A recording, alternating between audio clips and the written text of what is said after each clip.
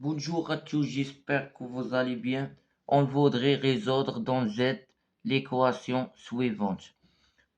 1665 x plus 1035 y égale 45. Alors, on a 1665 égale 37 fois 45.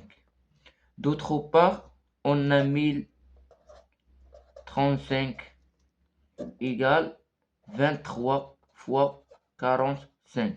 Donc le PGCD c'est 45. Le PGCD de 1665 et 1035 c'est 45. Le plus grand diviseur commun. On a le PGCD de 1665 et 1035, c'est exactement 45. Donc, en divisant,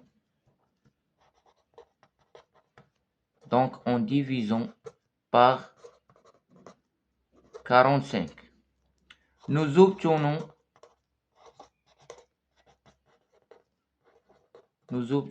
l'équation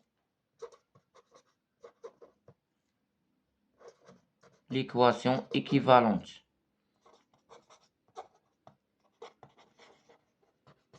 Donc, notez cette équation E.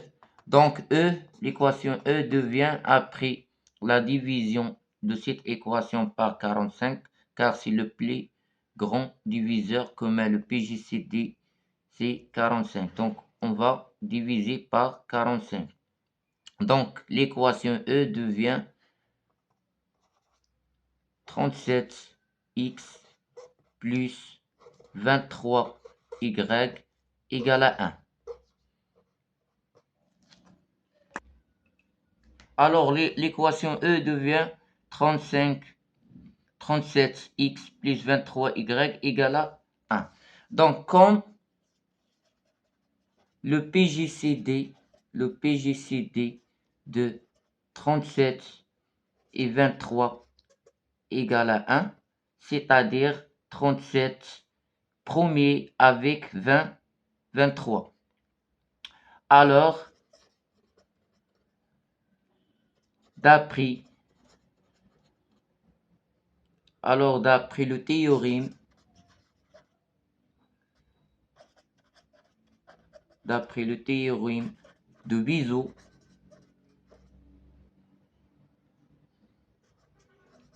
théorème de Wiesel, cette équation E a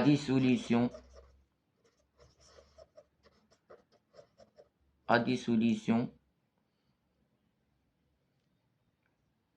Donc, le théorème de Wiesel, soyez A et P deux entiers relatifs. Alors, A et P sont premiers entre eux si et seulement s'il existe deux entiers I et V tels que AI plus PV égale à 1. Donc, puisque on a 37 et 20 premier avec 23x, donc d'après le théorème de Wiesel, cette équation E a des solutions. Donc on va chercher une solution particulière. On a l'algorithme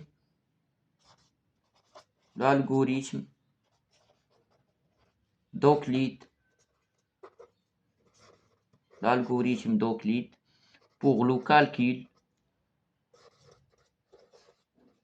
pour le calcul des PGCD 37 23 fournit les coefficients les coefficients de Bezout. Donc, on a une solution particulière. Donc, on a 37 fois plus 23 fois égale à 1. Donc, la solution particulière de cette équation pour x égale à 5 et pour y égale à moins 8. Donc, voilà la solution particulière, c'est-à-dire x0, y0 égale 5 moins 8. Une solution particulière, une solution particulière de E et donc x0, y0 égale 5 moins 8. Nous allons maintenant trouver l'expression générale pour les solutions de l'équation E. Alors, soyez x, y, une solution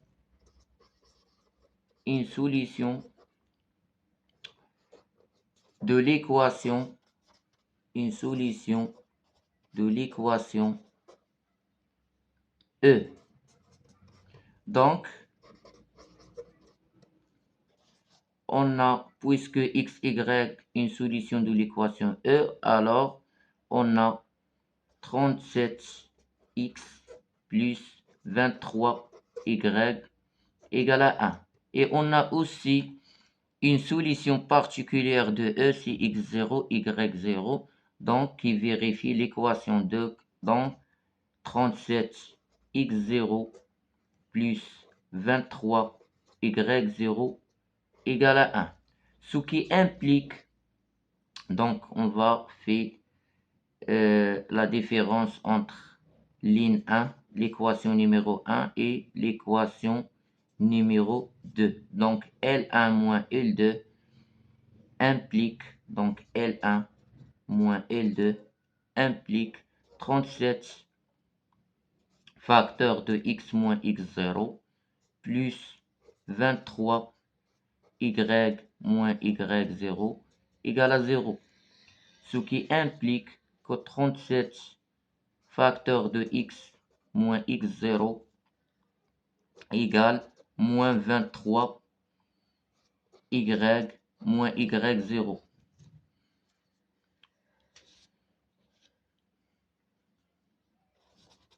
On en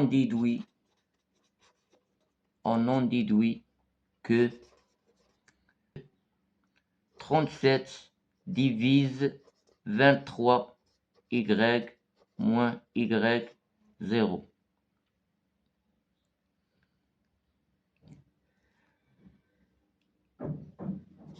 Or, PGCD de 23 et 37 égale à 1. Donc, par le lim de Gauss, 37 divise y moins y0.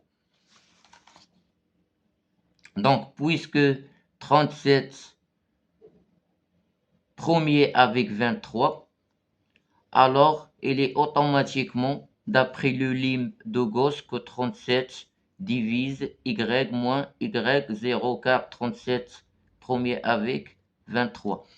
Donc, d'après le lim de Gauss, 37 divise y moins y0. Cela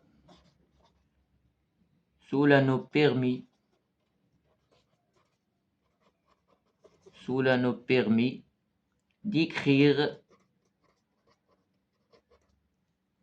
y moins y0 égale 37K pour K appartient à Z. Puisque 37 divise y moins y0, c'est-à-dire il existe un cas à partir de l'ensemble Z tel que Y moins Y0 égale 37 fois K.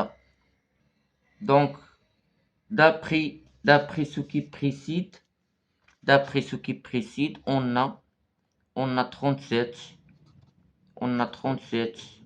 x moins x0 égale moins 23 fois y moins y0.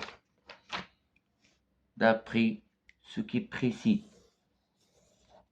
Donc, on va remplacer y moins y0 par 37k, car y moins y0 égale 37k.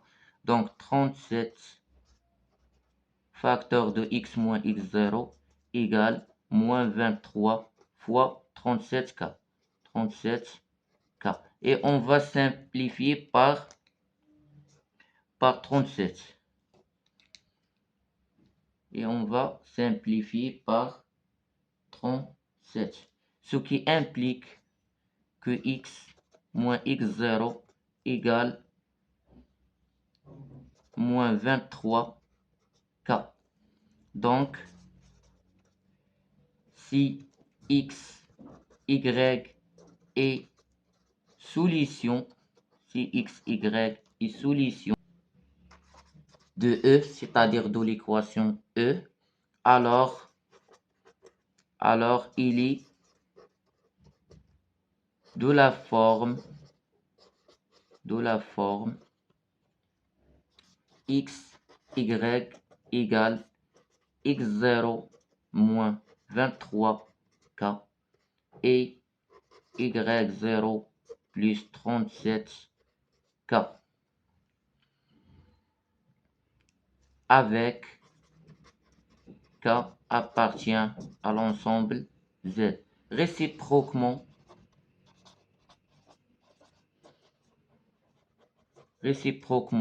pour chaque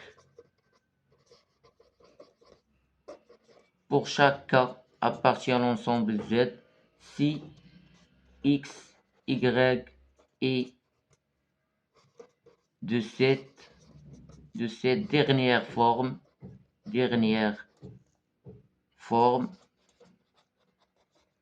c'est-à-dire si x, y est de cette forme,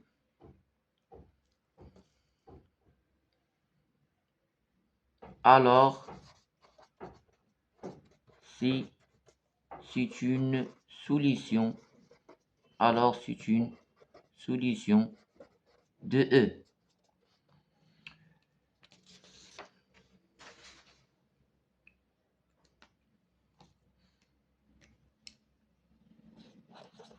Conclusion.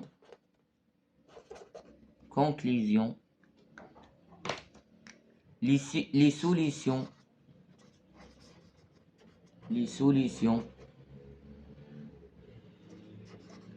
de E dans Z sont 5 moins 23k et moins 8 plus 37k, tel que k appartient à l'ensemble Z. Et merci.